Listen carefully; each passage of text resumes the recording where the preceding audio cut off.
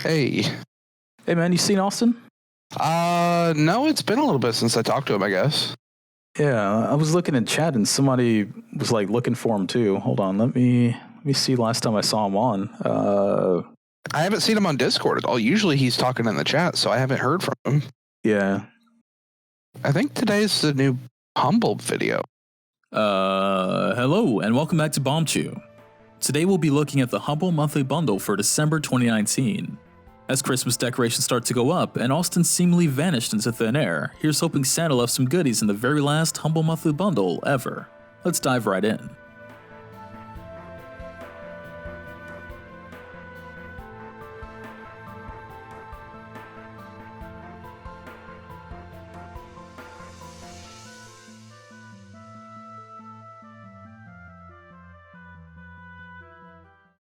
Balconing Simulator 2020 is another one of those weird quote-unquote simulator games, with this one tasking you with trying to jump from your apartment balcony into a pool below, and that's pretty much it. Clicking the left and right mouse buttons allow you to move your left and right feet forward, while giving you some directional control as you fumble and run your way to the titular balcony. Bumping into and interacting with objects along the way will raise your score, until you gracefully leap from the balcony in the general direction of the pool below. The mouse gives some degree of control while you're in the air, allowing you to flip and barrel roll your way to almost certain death. It's a pretty simple concept, but it manages to be surprisingly addictive and fun. It took me quite a few tries, but I eventually figured out that if you score high enough, you move on to another stage, jumping from a new balcony, complete with new obstacles and a new destination. Trying to perfect the later stage is hard, as you have to reliably be able to even reach that stage in the first place. In my short time with the game, I had gotten that first stage down almost perfect, but could never quite get the hang of the second stage. No matter where I jumped, I couldn't really figure out where the pool or other objective I was trying to jump to was. So far, my main criticism with the game is the lack of real direction. Sure, the concept itself is simple enough, jump from your balcony into the pool. However, the game offers little to even indicate that there's more than one level in the game. Once you do realize that, you don't get a clear view of that stage, despite seeing it from the outside first, so you're left not really sure where you're even supposed to be attempting to reach. Despite these flaws, Balconing Simulator 2020 is actually a lot of fun. Watching your randomly selected character barrel through a room and go sailing through the air is pretty entertaining. Once you figure out what exactly it is you're supposed to be trying to accomplish, it's very addicting trying again and again to hit that perfect jump and dive. I wasn't impressed with the game at first, but now I'm looking forward to putting at least a little more time into this one.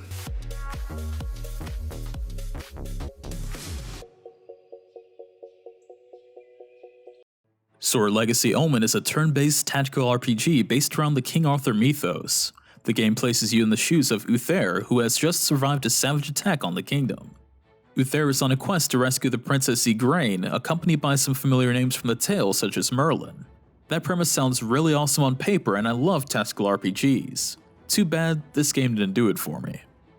From the start, the story has some nice voiceover sections, but then immediately shows its backside with unintuitive controls, boring, sometimes misspelled dialogue, and odd camera issues. Gameplay is split up between exploration and combat sections using a square-by-square grid like Dungeons & Dragons. Also like D&D, each of your party members are better at some things than others. During exploration, whoever is in the lead of your party can perform unique actions. Gwen the Thief, for example, can unlock items without a key, which I found incredibly rewarding early on. It almost felt like cheating being able to open every chest and door I came across without worry. Combat revolves around expending action points. Action points are used whenever you move, perform an attack, or a special move. I was delighted to see that each character also has an Overwatch mode straight out of XCOM. Well, all that sounds great, but in practice gets marred due to odd design choices. Let's talk about Merlin. Merlin is the first character in your party besides Uther. The only options Merlin has in combat to start though are to either walk up to an enemy in melee range and hit them with his staff, or teleport someone. He starts with no ranged moves at all. You know, no ability to attack at range, which a squishy mage should have. That means if you want to deal damage with Merlin, you have to put your squishy's character into harm's way. Now you may argue this is a super low fantasy setting, but at the same time, if that were true, why did they choose teleportation as their starting low fantasy spell of choice? With that in mind, my Merlin died within the first chapter. An archer decided that it was his time and kept attacking him until he collapsed. Just small things like that decision to not give the wizard a ranged spell to start or having no health recovery items at all within the training chapter soured the experience quickly. I could see this as a developer's proof of concept that was turned into a game, but not much effort has been put in. Each piece works well enough, but not one piece was given the attention it needs to really be a polished experience. Some fans of tactical RPGs may find some enjoyment out of it, but sadly, I won't be playing this again.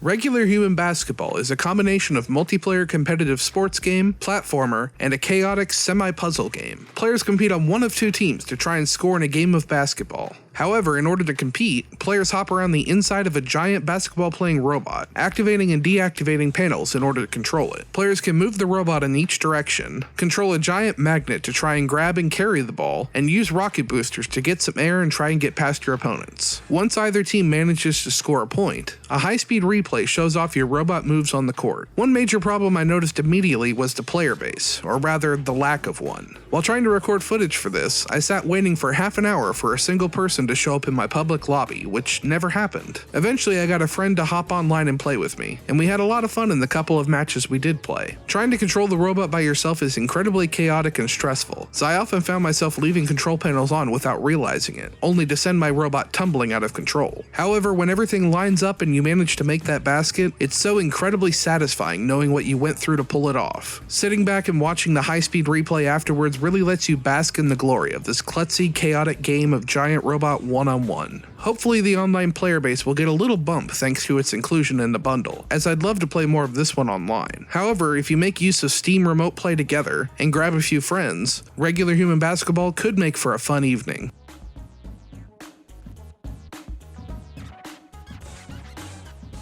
These next games we covered at the end of last month's review. If you've already seen our look at My Time at Portia, Yakuza Kiwami, and Soulcalibur VI, you may want to skip ahead. Timestamps for each game are listed down below. My Time at Portia is a gathering, crafting, and farming game similar to many others in the genre. You play as a new arrival to Portia where your pa owned a workshop. The mayor is more than happy to meet you and can't wait to get you started on your road to becoming a builder. That's about the most I got out of the story so far, and a game like this doesn't really need much. The biggest distinction I could see with My Time at Portia was how you can interact with the game's population. The first NPC I bumped into that wasn't the mayor was the lovely Emily, who had the option to spar with, give a gift to, or play rock paper scissors with. She did beat me pretty bad, but it was nice to have those options available to me without going through a huge ordeal. If you've ever played any other crafting, gathering, or farming game before though, everything you'd expect is here. Your character has a certain amount of stamina for activities like chopping wood or mining. There is a day-night cycle that determines when certain events happen and where NPCs are at any time of the day. And of course, as you continue with the game, you get access to different recipes and tools that make your life easier. I would go into the crafting, gathering, and farming in more detail, but from what I've played so far, it's nothing new. Get the things, make the money, and I hope you don't get hopelessly addicted in the process. I will say that while not wholly original, the developers have done a great job polishing their mechanics to a point where an hour had passed and I barely even noticed. I could definitely see myself playing this a bit more later.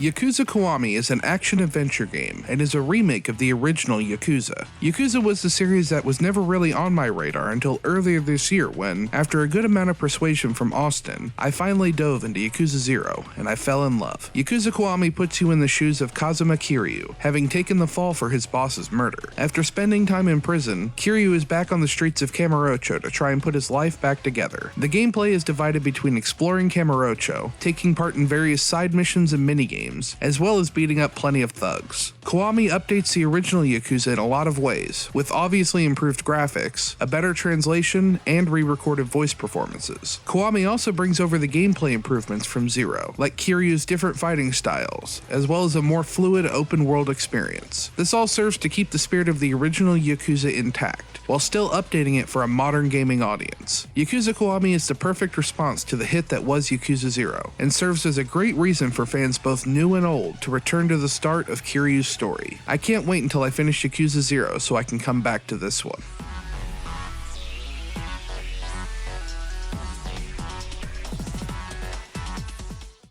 Soulcalibur VI is a fighting game released by Bandai Namco. Soulcalibur VI continues the series' tradition of weapon-based fighting in a 3D arena, and includes a great and varied cast of characters to choose from. Soulcalibur VI's story is a weird one, even by Soulcalibur standards. It serves as both a reboot and a sequel to the series, with the events taking place around the time of the original game, but with certain characters from the future timeline also coming back to mess around in the world of souls and swords. Alongside the traditional story mode, players can create a custom character and go through their own story that will intertwine with the main one. Soulcalibur has always had a lot of complex systems going on under the surface, and 6 is no different. With 8-way running, guard impacts, reversal edge, soul charge, and more, it can be a lot to keep up with. Luckily, the game provides a lot of info to the player through the in-game combat guides, helping them learn about every aspect of the game, including pages on mechanics unique to each character. It can be a lot to take in, and I must say, even though I'm a big fighting game fan, that's not really what I come to Soulcalibur for. I'm here for the wacky story, fights that look great even if you're just mashing buttons, guest characters from places that shouldn't make sense but somehow fit perfectly, and to see how insane Valdo looks this time. Soulcalibur VI delivers on all these fronts and more. The game looks great, the new mechanics expand on the gameplay in interesting ways, and it's just fun to play, even if you don't know what you're doing. I'm definitely going to keep playing this one.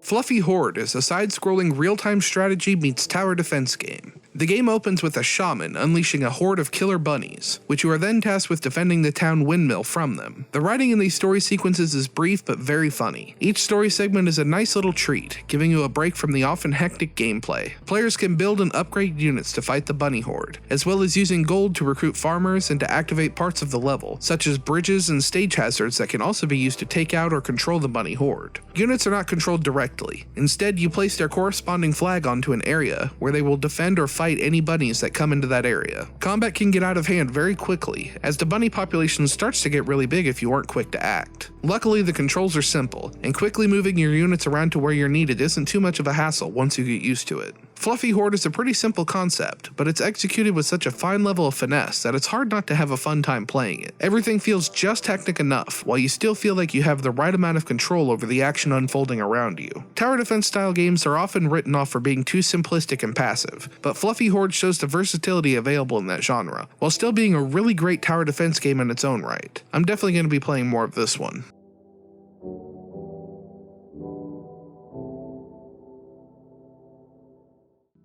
Chasm is an action-focused, spelunking, Metroidvania-style game. Chasm places you in the role of a rookie knight that sets off to a town to rescue some citizens that have gone missing.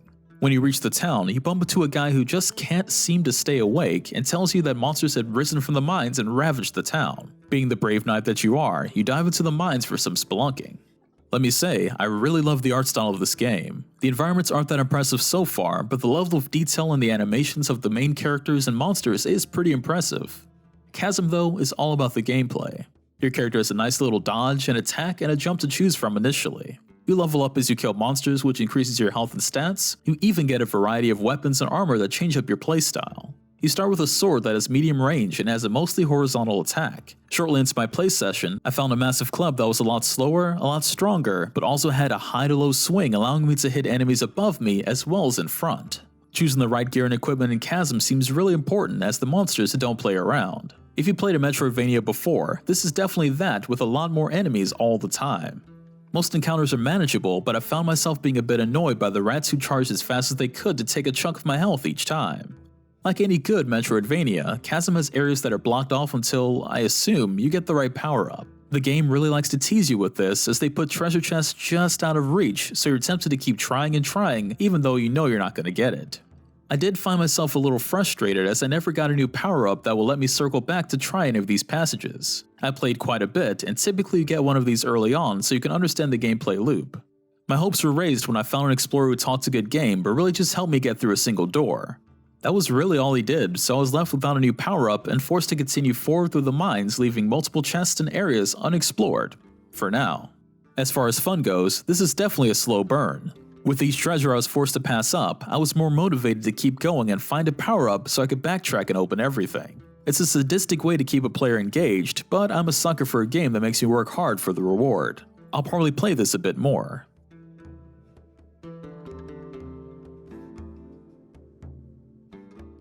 So how was this bundle? Since this was the last monthly bundle for subscribers, it would have been nice to see it go off with a bang. Instead, we received a mixed bag of passable to pretty decent games. The games this time around were all pretty niche. Chasm, Balconing Simulator, and Sword Legacy Omen are really specific in their genre and target audience. It'll be really tough for players who aren't into those types of games to have any fun. Typically, it's been easy to recommend multiple games to everyone, but this time around, not so much. Getting all of these games at their lowest sales price would cost $52.39, while getting all these games at full price would cost $202.93. So that's a pretty good savings there. Overall, I'd say this was just an okay bundle. While the earlier unlocks were all pretty great, the rest of the offerings all were decent, but I wouldn't say game changers. Usually at this point, we would do a sneak peek of all the games coming next month, but that isn't how it works anymore. Along with the Humble monthly bundle release, Humble has also provided all 10 games included in December 2019's Humble Choice. With Humble Choice finally taking over, we need a little time to think through the best format to use to provide a review. Please bear with us as we talk it over and come up with a plan. See you guys next time. A special thanks to Michael Slater, Sort My Games, and all awesome patrons for your support.